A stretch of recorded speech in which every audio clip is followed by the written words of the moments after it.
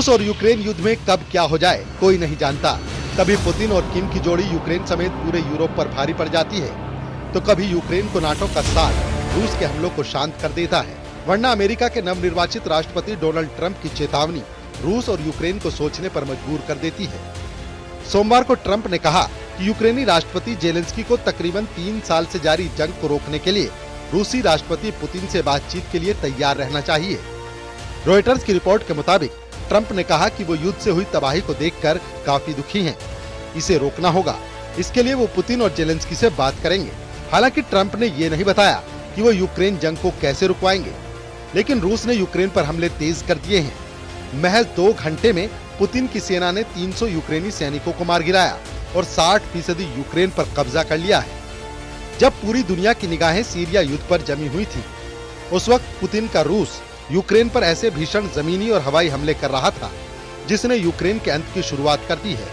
हम आपको 1025 दिन से चल रहे रूस यूक्रेन युद्ध के वो 5 खतरनाक अपडेट दिखाने जा रहे हैं, जिससे साबित हो जाएगा कि पुतिन को अगर जरूरत पड़ी तो वो यूक्रेन जंग जीतने के लिए अगले 45 दिन के अंदर यूक्रेन और नेटो देशों पर बड़ा परमाणु हमला कर सकते हैं। पुतिन ने उत्तर कोरिया के सुप्रीम लीडर किम के सैनिकों के जरिए पूर्वी यूक्रेन में भीषण तबाही मचाई है।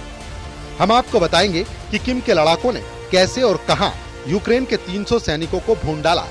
इसके अलावा हम आपको ये भी दिखाएंगे कि पुतिन ने किस तरह से पूर्वी यूक्रेन के 60% इलाके पर कब्जा कर लिया है। और इन दोनों खबरों से ज्यादा खतरनाक वो खबर भी दिखा रहे हैं जिसमें अमेरिका ने रूस के खिलाफ अपनी डार्क ईगल मिसाइल को रूस की हाइपरसोनिक ओरेशेनिक मिसाइल के खिलाफ युद्ध में उतार दिया है। यानी अब पूर्वी यूक्रेन का प्रचंड युद्ध परमाणु युद्ध के करीब पहुंच चुका है। 33 महीने से ज्यादा की जंग में राष्ट्रपति जेलेंस्की ने जंग का हर पैतरा पुतिन के खिलाफ इस्तेमाल कर लिया है, लेकिन अभी तक न तो अमेरिका और न ही नेटो के 32 देश पुतिन के रूस पर भारी साबित हुए हैं। जंग की सबसे बड़ी और ताजा खबर तो और भी हैरान करने वाली है। खबर है कि उत्तर कोरिया के सैनिकों ने रूस के कुर्स्क इलाके में यूक्रेनी सेना पर भीषण हमला किया है। अभी तक यूक्रेन के जनरल दावा कर रहे थे कि उत्तर कोरिया के सैनिक डरपोक और भगोड़े हैं, लेकिन जिस तरह से किम के सैनिकों ने यूक्रेनी सेना को मारा और खदेड़ा, उसे जानकर आप भी हैरान रह जाएंगे। 6 अगस्त 2024 से यूक्रेनी सेना ने रूस के कुर्स्क में बहुत बड़े इलाके पर कब्जा शुरू कर दिया था, लेकिन सिर्फ 70 दिन के अंदर रूसी और उत्तर कोरियाई सैनिकों ने कुर्स्क में यूक्रेन की बढ़त को पूरी तरह से रोक दिया है। रिपोर्ट्स के मुताबिक कुर्स्क क्षेत्र में यूक्रेनी सैनिकों से उनका पहला गांव किम के सैनिकों ने छीन लिया है। 6 और 7 दिसंबर के बीच उत्तर कोरियाई सैनिकों ने यूक्रेनी सेना पर भीषण हमले करते हुए कुर्स्क के प्लेखोवा गांव पर कब्जा कर लिया है। अमेरिकी मीडिया में दावा किया गया है कि उत्तर कोरियाई सैनिकों के हमले में 300 से ज्यादा यूक्रेनी सैनिक मारे गए हैं। रिपोर्ट्स में ये भी बताया गया है कि यूक्रेनी सेना पर उत्तर कोरिया की स्पेशल फोर्स के कमांडो ने हमले किए हैं।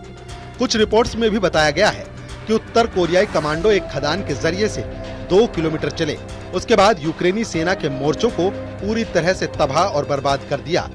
उत्तर कोरियाई कमांडो का ये ऑपरेशन करीब 2.5 घंटे तक चला। इस ऑपरेशन में ये भी दावा किया गया है कि उत्तर कोरिया के सैनिक यूक्रेन के 200 से 300 सैनिकों को पकड़कर अपने साथ ले गए हैं। कुछ फुटेज के आधार पर यह भी दावा किया गया है कि उत्तर कोरियाई सैनिक 810वीं समुद्री ब्रिगेड के रूसी लड़ाकों के साथ हमले कर रहे थे। Institute for the study of war यानी ISW के मुताबिक 12 दिसंबर को कुरुक्षेत्र में लड़ाई हुई थी, जिसमें रूसी सेना प्लेखोवा के उत्तर पश्चिमी में आगे बढ़ी और गांव पर कब्जा कर लिया। पुतिन के भयंकर हमलों के बीच यूक्रेनी राष्ट्रपति व्लादिमीर जेलेंस्की ने बयान दिया है, रूस ने हमारे खिलाफ जंगी प्रयोग शुरू कर दिया है। यूक्रेनी सेना पर उत्तर कोरिया के सैनिकों ने हमले किए हैं। रूस ने कोरियाई सैनिकों को संयुक्त इकाइयों में शामिल किया है। कुरुक्षेत्र में इस प्रयोग के जरिए हमले किए जा रहे हैं, लेकिन हमारे पास जानकारी है मॉस्को ने इस युद्ध में एक और दूसरे देश को शामिल किया है। जितना संभव हो सके रूस इनका इस्तेमाल करेगा। इस वक्त रूस की वायुसेना, मिसाइल और ड्रोन ब्रिगेड, टैंक और तोपखाना पूर्वी यूक्रेन में भयंकर तबाही मचाए हुए हैं। रूस के इन हमलों को यूक्रेनी एयर डिफेंस रोक नहीं पाए हैं। रूसी वायुसेना ने यूक्रेन में हवाई हमले किए हैं, मिसाइलों से हमला किया है। यूक्रेन के 3 एयरपोर्ट को निशाना बनाया गया है।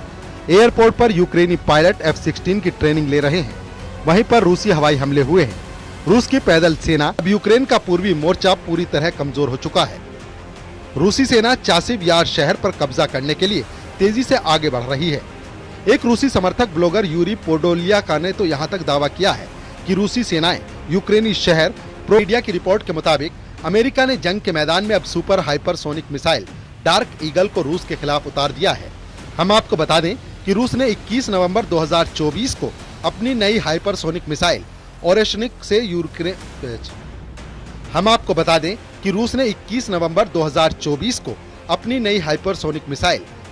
से यूक्रेन के निप्रो शहर पर हमला कर तहलका मचा दिया था। पुतिन ने हाइपरसोनिक ओरेशनिक मिसाइल पर दावा किया था। ओरेशनिक मिसाइल किसी परमाणु मिसाइल से जरा भी कम नहीं है। इस मिसाइल ने यानी रफ्तार के मामले में रूस की ओरेशनिक मिसाइल अमेरिका की डार्क ईगल के सामने कहीं नहीं टक पा रही है।